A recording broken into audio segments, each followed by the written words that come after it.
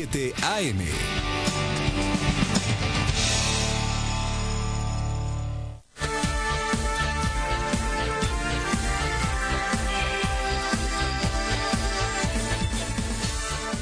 Continuamos en Noticias a las 7 AM. Ahora abordamos el tema del caso Rosenberg. ¿Qué ha pasado en esta semana en cuanto a la declaración que ha ampliado uno de los colaboradores eficaces en todo este tema que llevó a una de las más intensas crisis políticas nunca antes vividas en la historia reciente de la democracia guatemalteca? Hablamos del gobierno de Álvaro Colom y aquella crisis del caso Rosenberg. Nos acompaña acá en el estudio Javier Monterroso. Él es asesor del despacho y secretario privado de la Fiscalía General del Ministerio Público. Buen día, bienvenido. Buen día, Mario, muchas gracias. Bueno, el señor Mario Luis Paz Mejía amplió su declaración.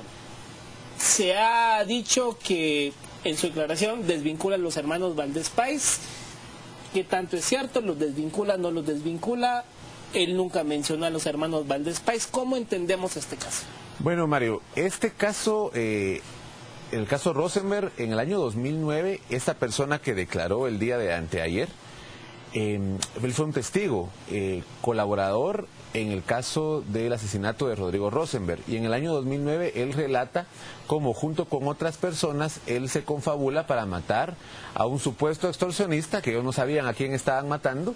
Después se enteran que es Rodrigo Rosenberg, pero él en toda su declaración que prestó en el 2009 y que fue parte de las pruebas que se utilizaron para condenar a los asesinos de Rodrigo Rosenberg, a los asesinos materiales, él jamás menciona a los Valdés Pais. Él solo dice que lo contactó otro de los sicarios, otro de las personas que hizo el operativo para matar a Rosenberg. Él nunca menciona en ningún momento a quién lo contactó al otro, ¿verdad? ¿Quiénes eran los autores intelectuales? Nunca en ninguna declaración ha mencionado a Valdés Pais. El día de... En 2009. En el 2009. En el año 2010, esta persona fue condenada a 40 años de prisión por el asesinato de Khalil Musa y Marjorie Musa. Y ahora, hace 2 días, él dice que nunca... estuvieron los Valdés Pais en la escena del crimen, o nunca él contactó a los Valdés Pais, y es cierto, porque él nunca habló en el 2009 sobre los Valdés Pais. Entonces la declaración que hizo hace 2 días no tiene ningún valor probatorio, no tiene ningún valor ni para el caso Rosenberg de autores materiales, ni para el caso Valdés Pais, porque él nunca fue un testigo que haya dicho nada sobre los Valdés Pais. O sea, es decir, lo que él dice hace 2 días en nada cambia lo que ya había declarado. En nada cambia, porque él declaró todo el operativo. Él declara cómo es contactado por otro compañero de él, el sicario. Él relata cómo van a buscar a la persona que iban a matar y cómo huyen después de la escena. En ningún caso habla de los autores materiales. Por eso esa es su declaración. Parte de la declaración de él también es si un fiscal le pregunta si ratifica las declaraciones anteriores, y él las ratifica hace 2 días. No las contradice. Él lo que dice es que no conoce a los Valdés Pais y dice también que alguien le había dicho que incriminara a los Valdés Pais, pero él nunca lo hizo. Entonces no tiene ningún valor lo que está diciendo. Esta persona hizo fuertes declaraciones. Habló de que el jefe de la Fiscalía del Ministerio Público, que trabaja conjuntamente con la CICIG, le había ofrecido dinero. ¿Qué pasa ahí? Bueno, lo que pasa es que él, en el año 2009, cuando declara como colaborador eficaz, se somete al programa de protección a testigos. El programa de protección a testigos incluye seguridad, tiene que ubicarse en un lugar distinto a su vivienda, incluye alimentación, una parte de dinero para sus gastos personales, y también incluye pues el beneficio de colaborador eficaz. Eso fue por el caso de Rodrigo Rosenberg, y todo eso se le dio al señor Paz. Pero en el año 2010, en agosto del 2010, él es condenado por el caso de Khalil y Marjorie Musa.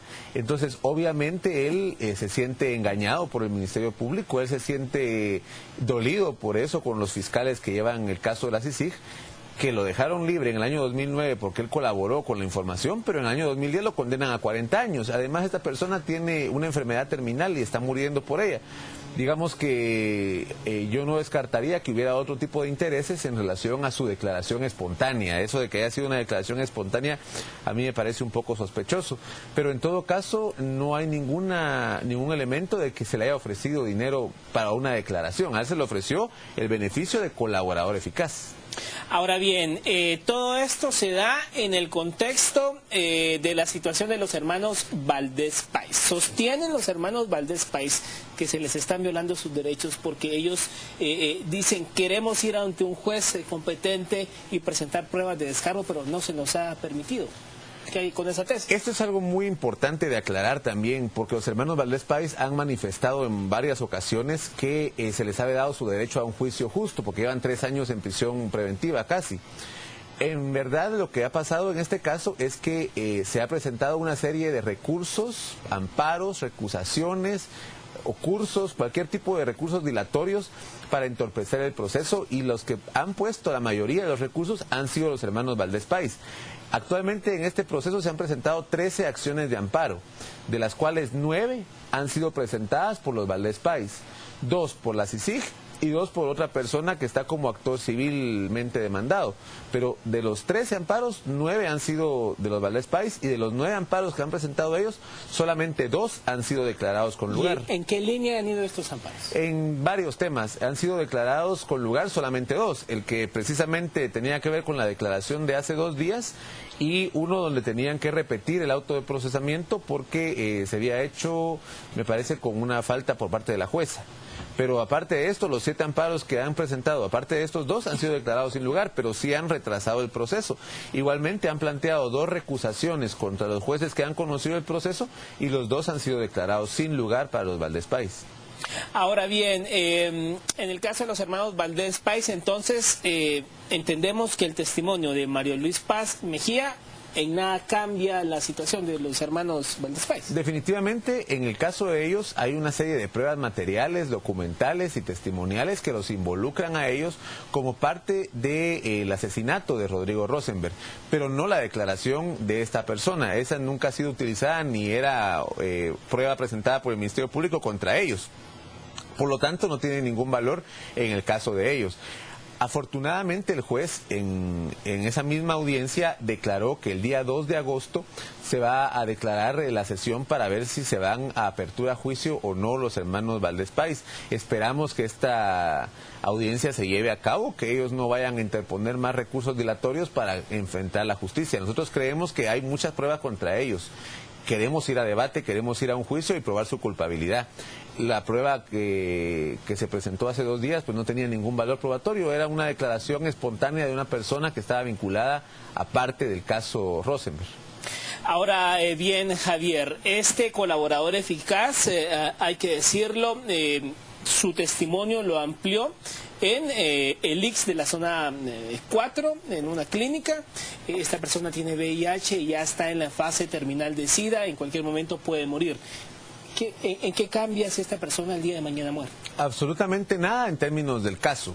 El testimonio de él consta en un audio, consta en un video, consta en un acta que fue levantada en el año 2009 para el caso del asesinato material de Rodrigo Rosenberg. En el año 2010 él fue condenado, ya está cumpliendo su pena, ya está firme su sentencia, y en esta declaración que también se dio ya, estaba grabada en audio, grabada en video y grabada en acta. Aunque él muriera, ya todo lo que él ha dejado declarado consta en los expedientes distintos de los procesos. Ahora, ¿qué va a pasar con este caso de Javier? Estamos hablando del año 2009, ya incluso hasta se va un jefe más de la CICIG. ¿Qué va a pasar con el caso de Rosenberg, con la situación de los hermanos Valdés Pais? ¿Habrá, no habrá apertura a juicio? ¿Esto seguirá dilatándose? ¿Qué va a suceder? Mira, Mario, para el Ministerio Público y para el sistema de justicia en general, porque ya están condenados con sentencia firme los autores materiales, los autores materiales del caso de Rodrigo Rosenberg ya están condenados, igual que los autores materiales del caso de Khalil y Marjorie Musa. Ese caso ya está cerrado. Lo que estamos buscando ahora es que parte de los autores intelectuales del asesinato de Rodrigo Rosenberg sean juzgados. Esto es lo que nos falta, y esperamos que si se da la apertura a juicio en el día 2 de agosto, este mismo año podamos terminar con este caso, por lo menos en la fase ordinaria. Si ya presentaron 9 amparos en la fase ordinaria de investigación, me imagino que cuando sean condenados, los hermanos Valdés Pais van a presentar otra serie de recursos, apelaciones, casaciones, amparos, apelación del amparo, etcétera, y tendremos que esperar a que esta sentencia quede firme, pero nosotros tenemos la convicción y tenemos los medios de prueba suficientes para comprobar tanto la responsabilidad de los autores materiales como la responsabilidad de los autores intelectuales. Este testimonio es solo uno de 30 testimonios que se prestaron en este caso, de más de 30 peritajes y más de 100 documentos que se presentaron como prueba contra los autores materiales, y mucha de esta prueba también va a ser utilizada contra los autores intelectuales. Ahora bien, finalmente, esta declaración que hace el colaborador eficaz, pues ante la opinión pública fue bastante incendiaria, al decir, sí, me ofrecieron dinero por decir tal cosa. ¿Cómo queda entonces la figura del colaborador eficaz y todo este tema donde, pues hay que decirlo también, hay cierta parte de la población que objeta el trabajo de CICIG? Bueno, esta persona fue de hecho el primer colaborador eficaz que se hizo en la historia de Guatemala. La figura del colaborador eficaz existe en Guatemala desde el año 2006 con la aprobación de la ley contra la delincuencia organizada, y a partir de eso se ha utilizado en varios casos. En varios casos se han logrado condenas, no solo por el colaborador eficaz. La misma ley establece que la sola prueba de colaborador eficaz no es suficiente para lograr una condena, sino que tiene que ir acompañada de otro tipo de pruebas. En este caso, el caso Rosenberg, así fue. El colaborador eficaz, que no fue solo él, sino que también hubo otro colaborador eficaz, fue parte de una serie de pruebas que se utilizaron contra los autores materiales. Definitivamente se ha manipulado al decir que el colaborador eficaz se contradijo con la declaración anterior. Tenemos la declaración anterior en un acta del año 2009, no tiene nada que ver con la declaración que hizo hace 2 días. La declaración de hace 2 días dice que no conoce a los Valdés Pais, y eso tampoco consta en la declaración anterior.